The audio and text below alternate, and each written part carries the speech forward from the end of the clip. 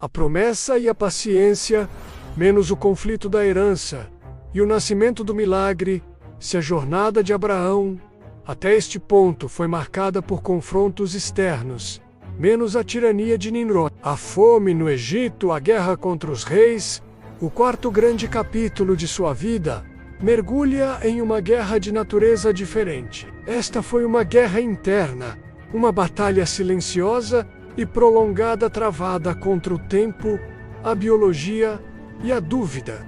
É a história de como uma promessa divina de magnitude cósmica colide com a realidade desoladora de um útero estéril e anos que se acumulam sem esperança. Esta fase da vida de Abraão, ricamente explorada tanto em Gênesis quanto nos detalhes psicológicos adicionados pelo livro de Jazer, revela as perigosas consequências da intervenção humana quando a fé vacila e culmina no milagre, que se torna a pedra angular de toda a história da redenção. O nascimento de Isaque. A promessa original feita a Abraão era de uma grandiosidade estonteante. Em uma noite sob o céu do Oriente Médio, Deus o levou para fora e disse: olha para os céus e conta as estrelas, se é que o podes. Esta não era uma promessa modesta, era uma garantia de um legado eterno, uma nação que brotaria de seu próprio corpo. Para selar essa aliança, Deus realizou um ritual solene e aterrorizante, passando como uma tocha de fogo entre as metades de animais sacrificados.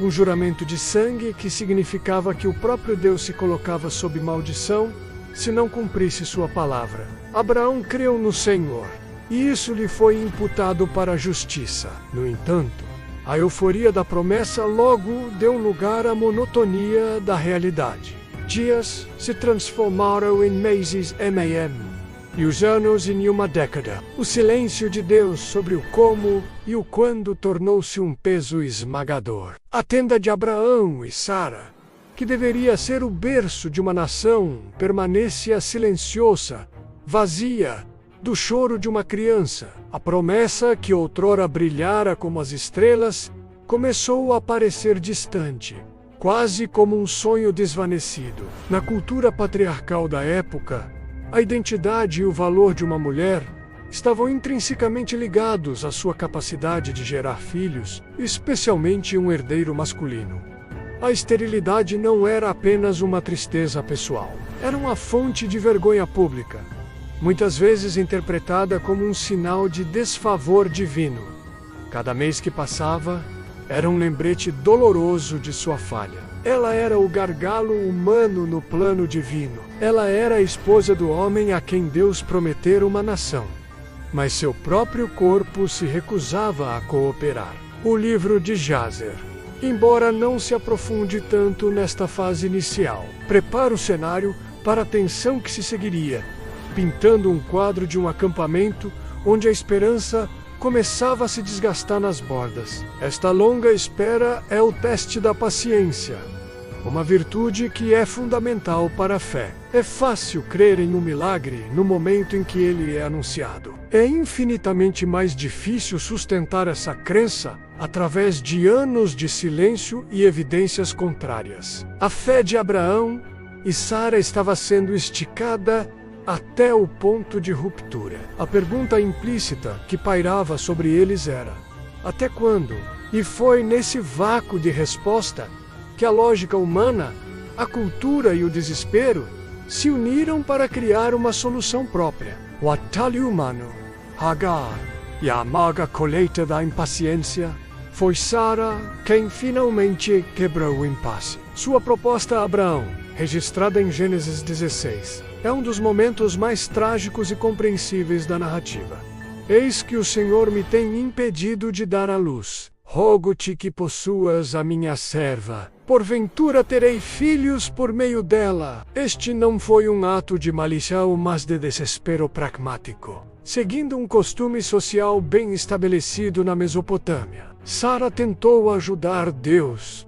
Se Deus a havia impedido, talvez este fosse um método que ele pretendia que usassem. Era um atalho humano para um destino divino. A aceitação de Abraão revela sua própria fadiga de fé. aos 86 anos, ele também estava sentindo o peso do tempo. Ele concordou e Hagar, a serva egípcia de Sara, concebeu. Imediatamente, a dinâmica de poder na tenda mudou drasticamente. A solução humana, em vez de trazer paz, semeou a discórdia. Hagar, que antes era uma serva sem status, agora carregava em seu ventre o herdeiro potencial do grande patriarca. O conhecimento disso a encheu de orgulho e ela começou a desprezar sua senhora estéril. O livro de Jazer detalha a amargura que se seguiu. O desprezo de Hagar era Beth e a dor de Sara se transformou em um ciúme venenoso e raiva. Ela confrontou Abraão, culpando-o pela situação que ela mesma havia arquitetado. Meu agravo seja sobre ti. A resposta de Abraão foi passiva, talvez por culpa ou para evitar mais conflitos. Tua serva está em tuas mãos. Faze-lhe o que bem te parecer. Com essa permissão, Sara afligiu Hagar com tanta dureza que ela fugiu para o deserto. A intervenção de Deus neste conflito familiar é reveladora. Um anjo encontra Hagar perto de uma fonte, conforta-a, mas a instrui a voltar e se submeter a Sara. Ele promete que seu filho, Ismael, também será o pai de uma grande nação, mas o descreve como um homem selvagem, cuja mão será contra todos. Hagar retorna e dá à luz Ismael. Abraão o ama, e por 13 anos parece que a questão da herança está resolvida.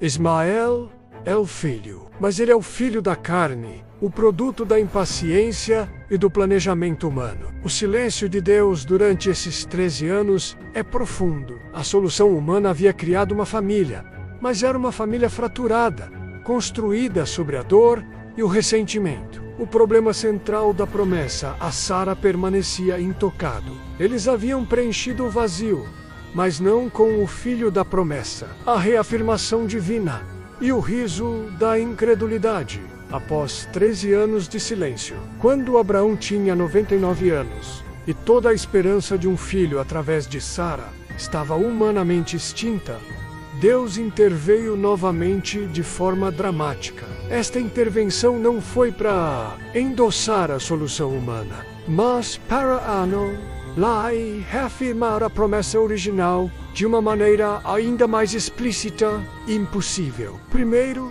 Deus estabeleceu o pacto da circuncisão, um sinal físico e permanente da aliança, gravado na carne de Abraão e de todos os homens de sua casa. Foi um lembrete indelével e diário de sua relação com Deus. Em seguida, Deus mudou seus nomes. Abrão tornou-se Abraão e Sarai tornou-se Sara. Esses não eram meros apelidos, eram declarações proféticas. Deus estava chamando à existência aquilo que ainda não existia, redefinindo sua identidade de acordo com o seu propósito, e não com a realidade deles. Então veio o clímax da revelação. Darei a você um filho por meio dela. Sara, a promessa foi despida de toda ambiguidade. Não seria através de uma serva, não seria uma adoção. Seria através de Sara, a mulher de 90 anos cujo corpo, segundo as leis da natureza, estava morto para a maternidade. A reação de Abraão a essa promessa foi o riso. Ele prostrou-se com o rosto em terra, riu-se e disse a si mesmo: poderá nascer um filho a um homem de 100 anos? E poderá Sara, aos 90 anos, dar à luz. Seu riso não era de escárnio, mas de pura incredulidade. A ideia era tão absurda, tão contrária a toda experiência humana, que o riso era a única resposta possível. Ele até mesmo tentou trazer Deus de volta à realidade, suplicando: quem dera que Ismael vivesse diante de ti. Mas Deus foi firme.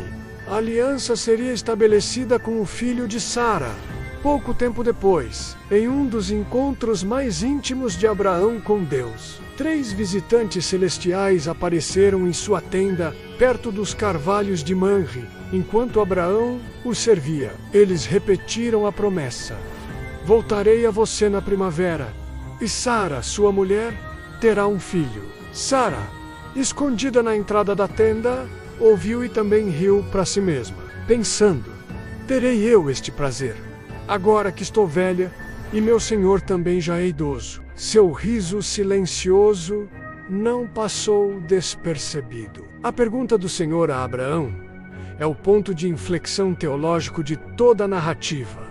Por que Sara riu? Haveria coisa alguma difícil demais para o Senhor? Esta pergunta transcende a situação imediata. É um desafio a toda a lógica humana, a todas as nossas concepções de possibilidade. Ela muda o foco da fragilidade do vaso humano para a onipotência do oleiro divino.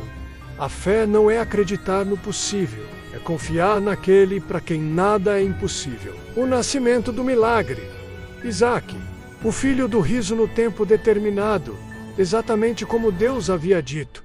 A promessa se tornou carne e osso. A natureza se curvou ao seu Criador. Sara, a princesa de 90 anos, concebeu e deu à luz um filho. O nascimento de Isaque é o milagre central do Antigo Testamento. Um ato de criação ex nihilo, tanto quanto a própria criação do mundo. Deus trouxe vida onde havia apenas morte. O nome que lhe deram, Isaque, significa ele ri ou riso. Este nome é um memorial eterno. Ele redimiu o riso da incredulidade e o transformou no riso da alegria pura e extasiada. Sarah declarou: Deus me preparou um riso, e todo aquele que o ouvir rirá comigo. O riso, que antes era um sinal de dúvida, agora se tornava um convite à celebração da fidelidade de Deus. Cada vez que seu nome era pronunciado, era um testemunho vivo do poder de Deus sobre a impossibilidade. Isaque não era apenas um filho. Ele era a encarnação da promessa, a prova tangível de que Deus cumpre sua palavra, mesmo que leve uma vida inteira de espera. Ele era o filho da aliança, nascido não da vontade da carne ou do planejamento humano, mas unicamente da vontade e do poder de Deus.